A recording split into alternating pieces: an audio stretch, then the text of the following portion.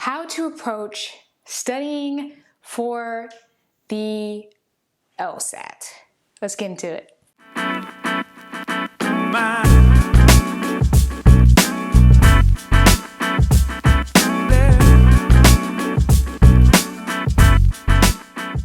Hey fam, welcome to Law and Living Color.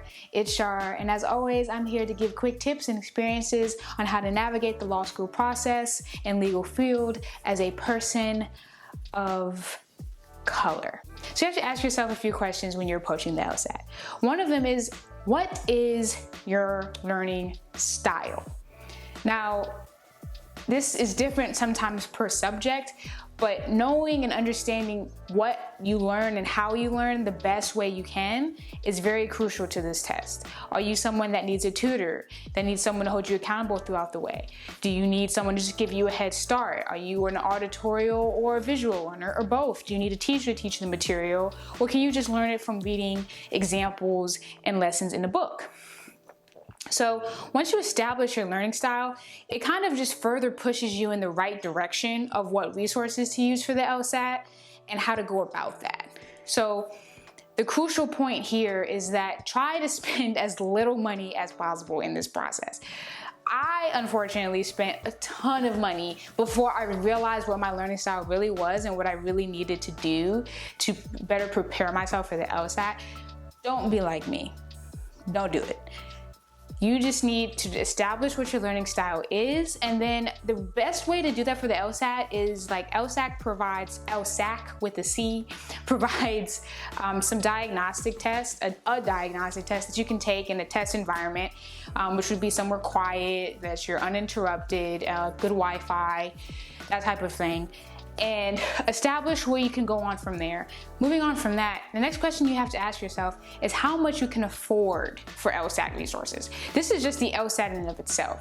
This isn't all the fees associated with the law school application that I discussed in a prior video. You can check it out in my comments below.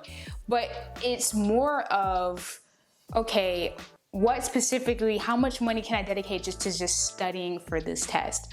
Now, the cheapest route, and the cheapest route everybody will tell you, is to self-study, is to buy a few LSAT prep books from some prep services and then buy the test on Amazon. You can buy a numbered amount of tests per booklet and just do it that way.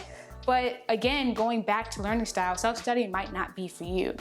And if you find that out after spending $250, $300, you're gonna be kind of upset. So my best way of figuring out what my learning style is for the LSAT is to use as many free resources that I'm provided to look into the LSAT. That has to do with information LSAC provides, and if you're still currently in undergrad, you can get free resources from student organizations. If you're no longer in undergrad, the best tools that I would suggest is LSAC. If you go on Reddit, there's actually a few sources that people have posted. If you feel like you need a tutor, if you feel like you need a prep service, I would definitely create a budget and the max amount that I could pay for prep services. If you are really trying to go to law school, it is not a bad thing to invest in this test. However, I am a big person of not unnecessarily spending your coin. And if you don't need to spend that coin, don't spend that coin. A very important question too, almost as equally important as the other two, is how much time are you willing to dedicate for this test? So I had a full-time job when I started studying for this test, so I worked about 40 hours a week. And I treat the test like a part-time job. That is my number one advice. Treat this test like a part-time job. Do 20 to 25 hours a week on this test, not a day. We're not trying to drive you to the ground. 20 to 25 hours a week on this test. And I did it for 6 months. Now, however long you do that is completely up to what you score on your diagnostic, how you are progressing, things of that nature. But I feel like the longer amount of time you have, probably the more prepared you would be.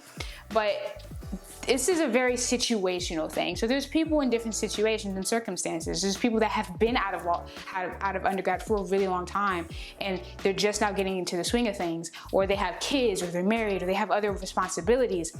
Their time frame might not be able to even hold 20 hours a week.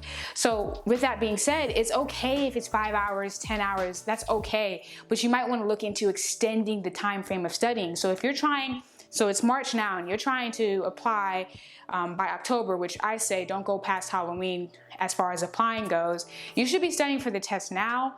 But if you're only getting 5 to 10 hours a week, you might want to extend it another 6 months. You might want to apply next cycle. So just take that into account. The less amount of hours you pull, you'll probably have to study longer than someone that puts more hours in. And that doesn't mean that you're incapable of putting those hours in because you just don't want to. It's because you don't have the resources to, or you just literally just don't have enough energy to. And that is completely fine. This is a marathon, not sprint. So that's all, guys. Those are from my experiences of approaching the LSAT. If I had asked these questions to myself earlier, I feel like I would have saved a lot of time and a lot more money in the process of everything. And hopefully I saved y'all. So don't spend as much money as I did. I spent like well over $2,000 on LSAT resources. So please do not do that. And if you take some of those tips to heart, you most likely won't do that. So as always, please like, comment, and subscribe if you enjoyed this content, you want to see more like it. If you have any comments, questions, or concerns, you can hit me up in the comment section below or on my socials. I will always hit you back. And of course, I have to end this off with a quote. In the words of Nelson Mandela, a winner is a dreamer who never gives up. Peace, guys.